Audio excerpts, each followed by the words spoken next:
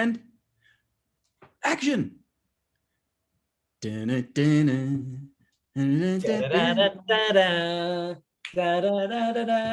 there, you found your way to, La la la la la la la la la. you know what show this is. La la la la la la da da da da da. It's Save World, Make Art.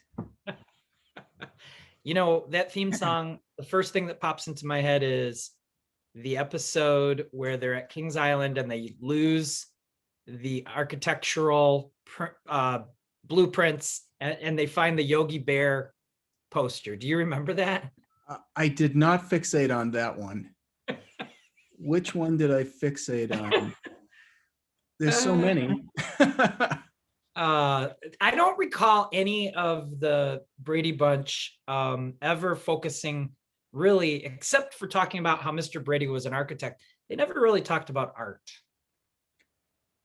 No, and we don't want to get into is architecture an art, because we don't want to do that.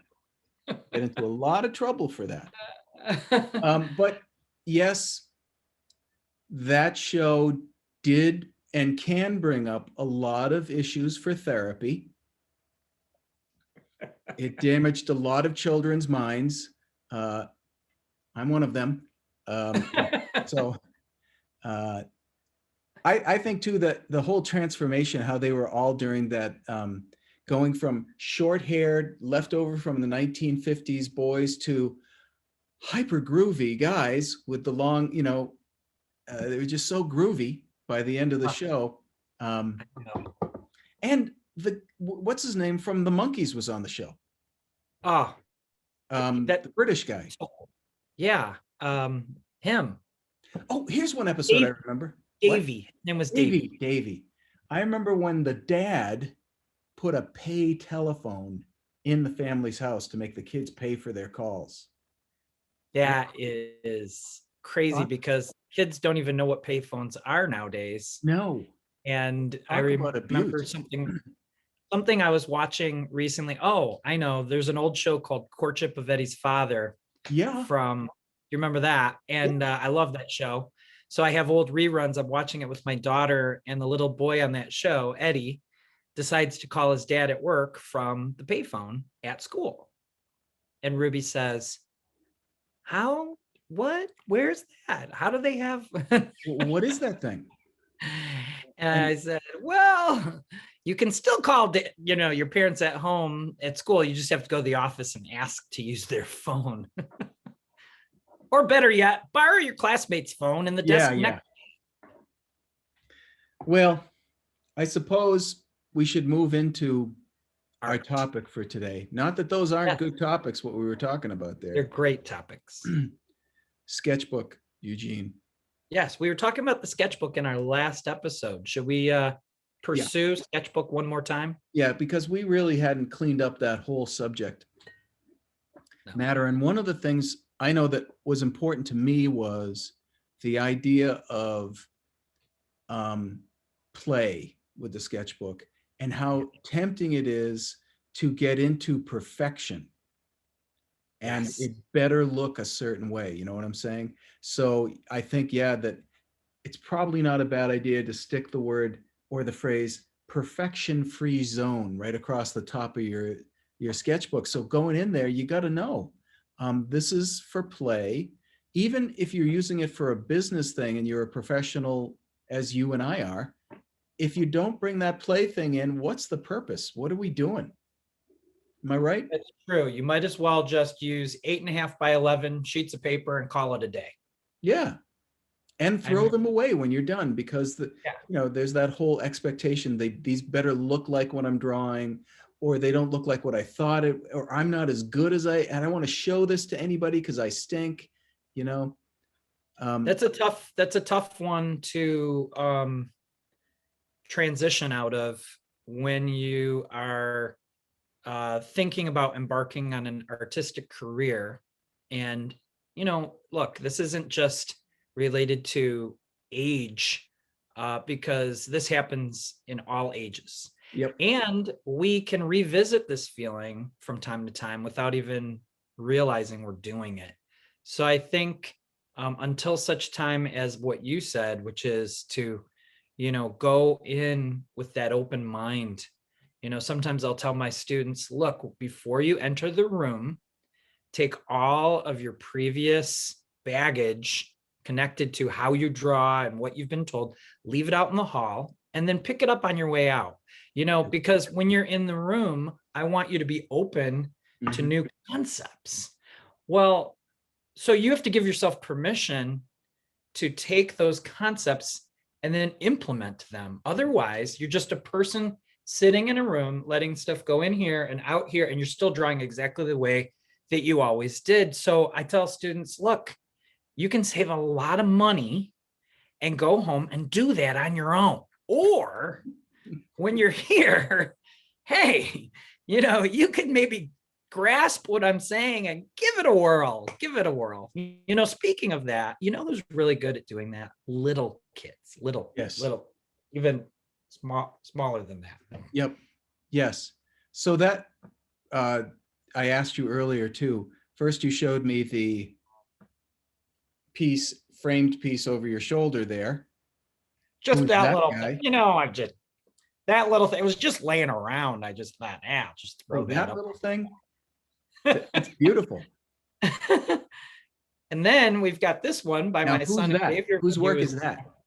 yeah, that's my son Xavier. He was probably about 6 years old-ish. Doesn't have a date on it, but I would imagine.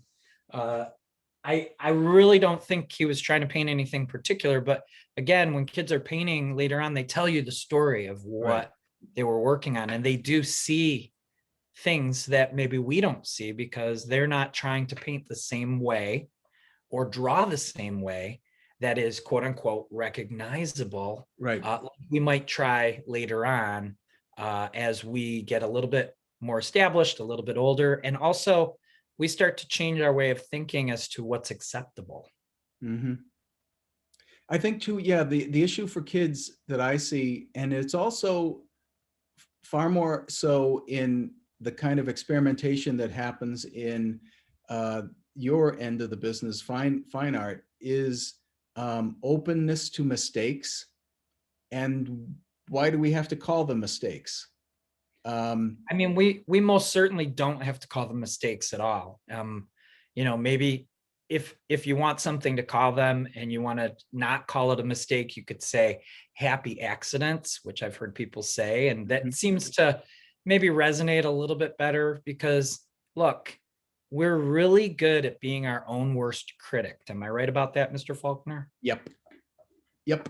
Yeah, the internal monster back there who, yeah, okay, I'm going to get to him in a second, but I just want to say something about this to the as far as kids are concerned, from what I've seen and what I remember was a long time ago of my own childhood, um, it is not a concept to be considered that what I'm doing is a mistake, Right. that what I'm doing is wrong.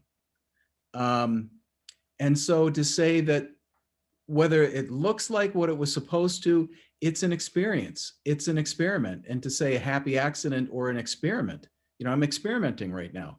Yeah. Then it's basically like telling anybody who's looking over your shoulder, stop looking over my shoulder.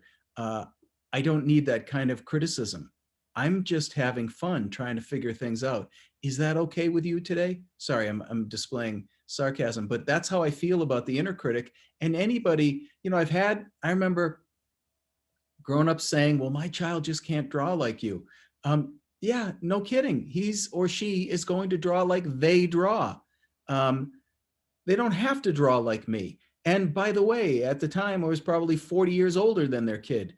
Um, uh, you know, uh, this kind of compare and contrast stuff kills creativity. Yeah. It kills it. It's bringing shame into the thing. Um, so yeah, that's how I feel about that critic. But it's very much a part of I think all of our experiences on this continent, that critic. Yeah, so I think, taking what you just said and thinking about the sketchbook and how we might use the sketchbook, we most certainly want to do away with that inner criticism And if we can do that, then you will be really successful in your sketchbook and you'll be really productive. You'll actually probably produce a lot more in a shorter period of time because you won't be inhibited to try new things and to do things that are a little bit out of your comfort zone.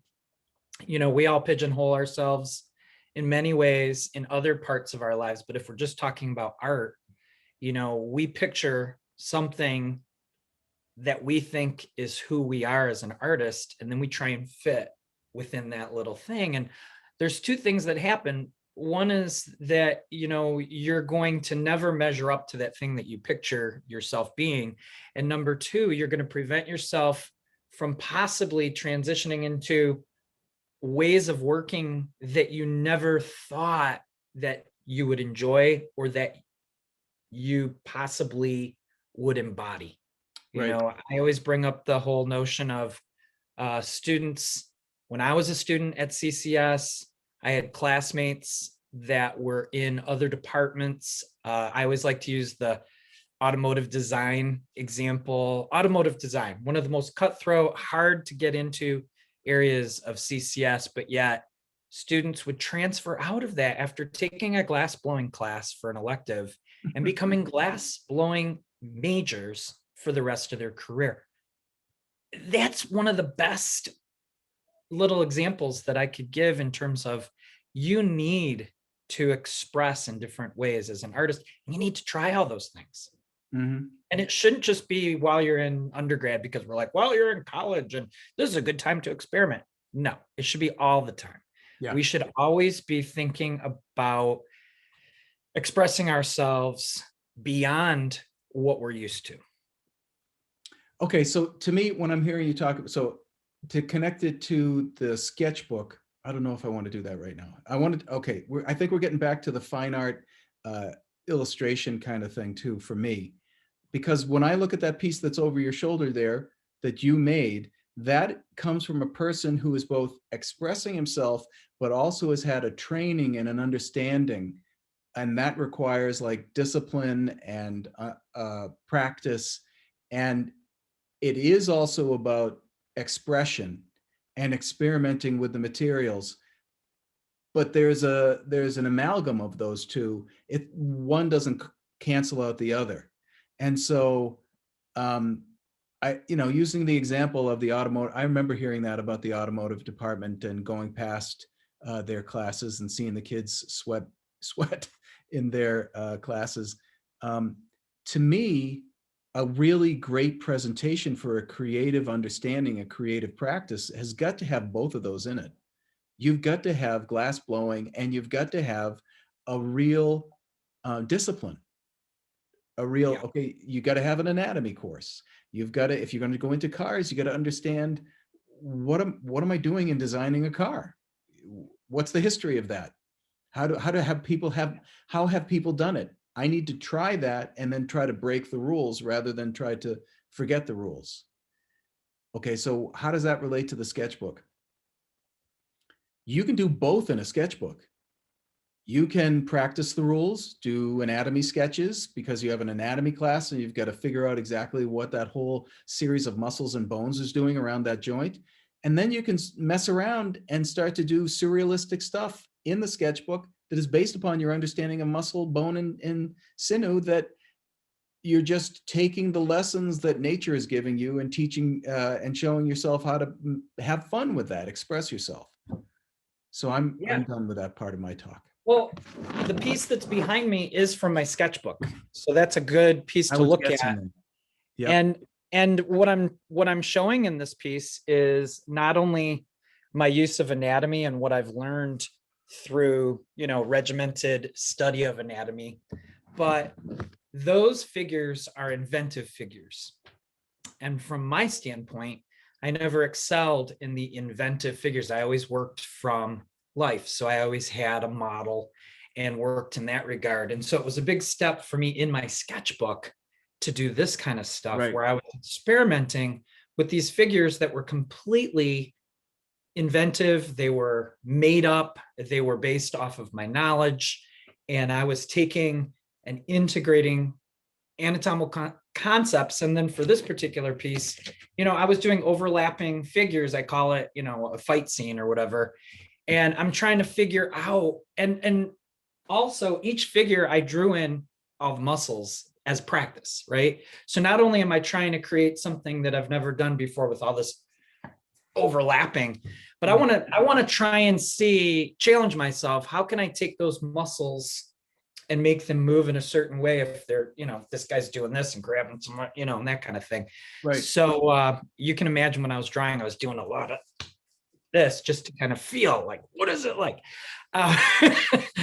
But that kind of stuff was a big deal for me. And in my sketchbook, I felt safe to make creative accidents, if I may, that led to maybe a piece like this that I felt pretty good about. But there were a lot of pieces that weren't like this, that were experiments, like you said, and trial and error. I think trial and error is a good way to think about it. So all those steps, we poo-poo. Can I say that on our Zoom? Poo-poo? We'll edit it out later. Don't worry. Go ahead.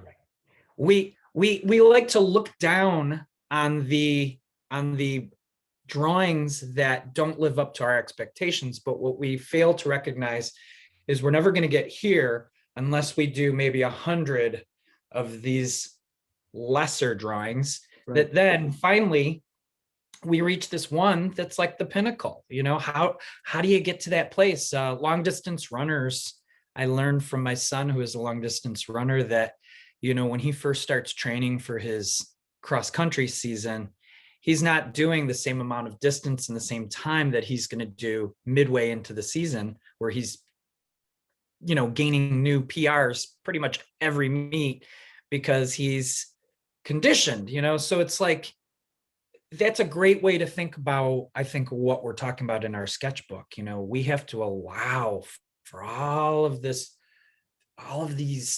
natural formulations to occur in every way, shape, and size. Yeah. And to be comfortable with the things that I draw that I didn't plan, that is how I'm going to actually develop and grow. And even as we're talking about sketchbooks, I haven't really used my sketchbook in that way in quite a while. I use it as my business tool.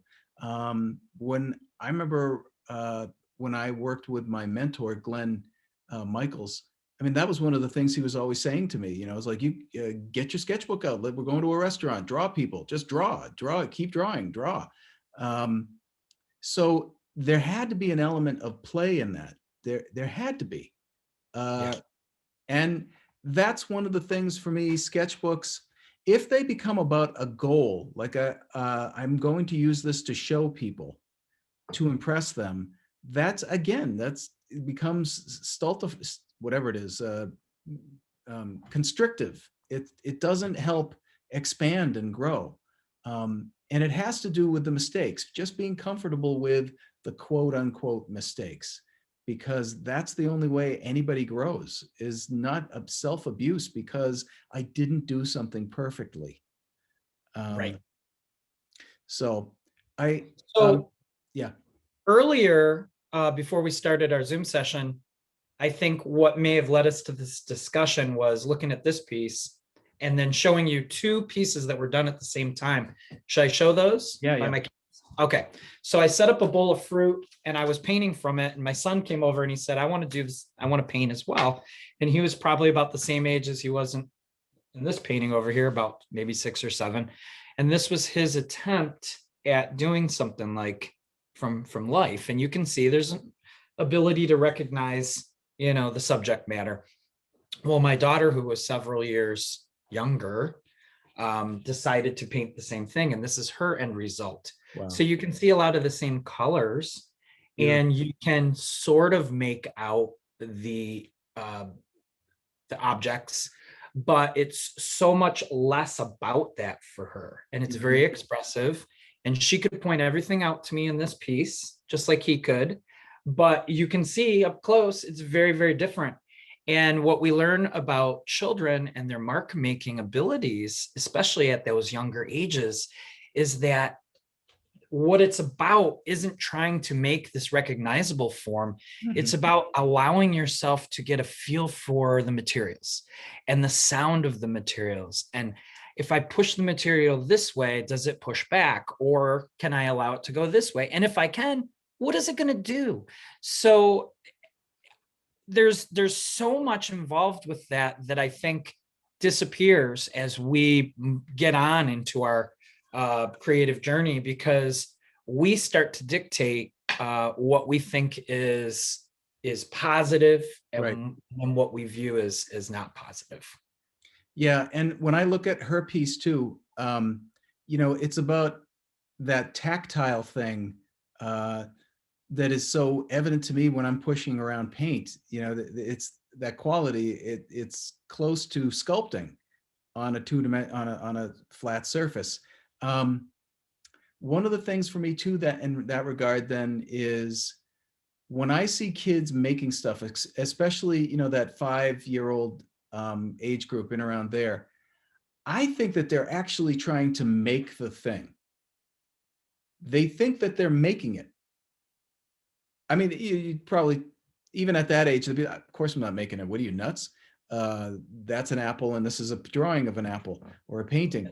But when you watch them, my experience is that yes, they're attempting to get the feeling of that thing, which means to make the thing on there.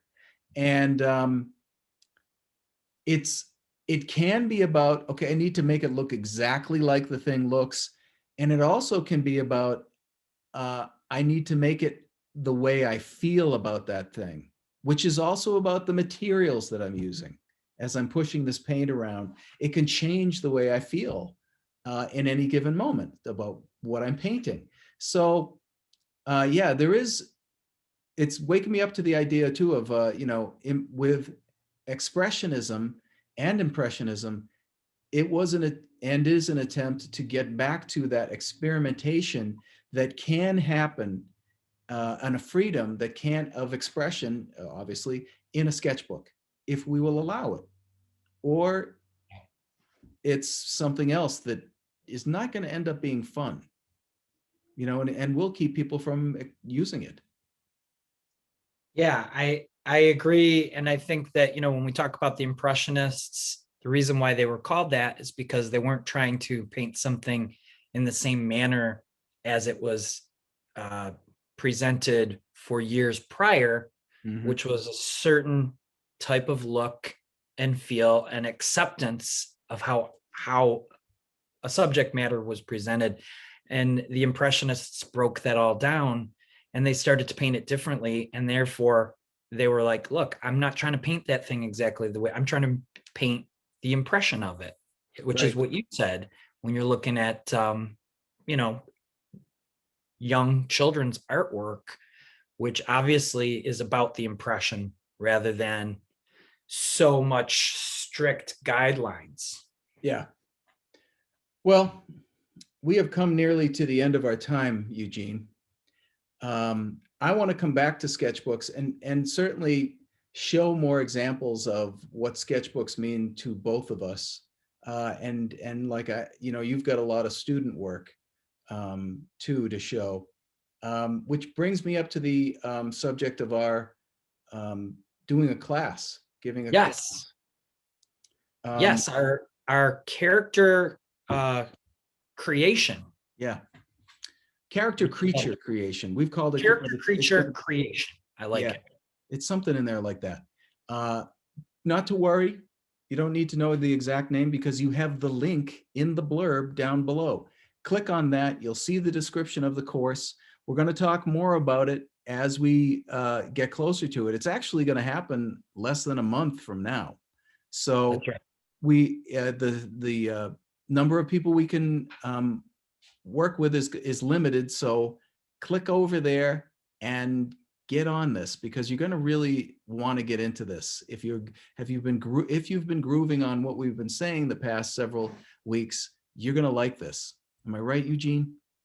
I think you're absolutely right, Matt. Anyone that enjoys drawing to begin with, Whether you have experience making creatures and characters or not, doesn't matter, because this is going to be a way for you to just explore what does that feel like. And if you have done a lot of that, this is a way for you to expand on what you've been doing.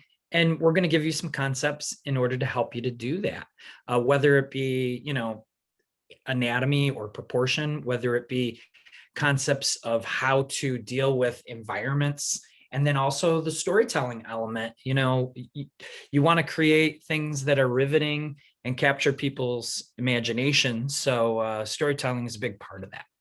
And it is very much about sketchbooks too, because listen, we're going to ask people to go to the edges and give them methods by which to do that, to actually develop a character and the environment that they're in. And so you're going to need to allow yourself to quote, make mistakes, bunny ears on either side, in order to get that. We're going to be giving you ingredients to use to try to develop a something that's out of perhaps the box. Right. And so you're going to need to be able to use a sketchbook and have fun doing it, so yeah, definitely check out that link that's down below. It's how many classes is it, Eugene? Well, there's going to be 4 meetings over Right. two weekends, and each meeting you'll be given something to work on, and then there'll be some discussion about it in a sort of semi-informal critique manner by you and I, where people can get some feedback about the work, and also some things that they can integrate back into the work. When you think about critiques, I used to think of them as sort of finite, but they're not. It's like it leads you to the next piece, is the way I like to look at it. Yeah, and also the whole idea of critiquing. There is a method and a way to approach being critiqued that leads towards growth, not to, wow, that was painful, I don't ever want to do that again. Yeah, and I've had those. So both of us, our objective is not that. It's basically to help to build your confidence so that you can keep going and creating. Yeah, and to be present with other people with your work. Other people's thoughts about my work are none of my business. They can either be helpful or not. And I get to choose which ones I want to actually keep and put into my pocket and take home and consider. So that's one aspect of the course, is just, how do we allow other people to relate to our work? And again, it's going to be, I think it's the Friday and Saturday, the 3rd and 4th weekend of March. You'll see it in the link down below. Don't worry about it. It's going to be, yeah. Well, we've come to the end of another one of our episodes. Eugene, I hear the closing music.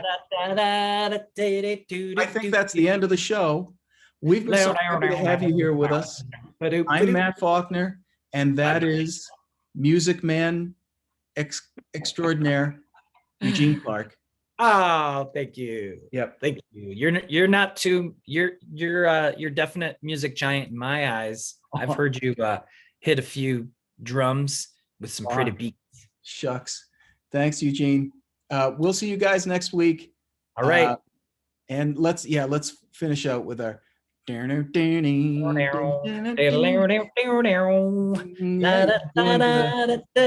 western version.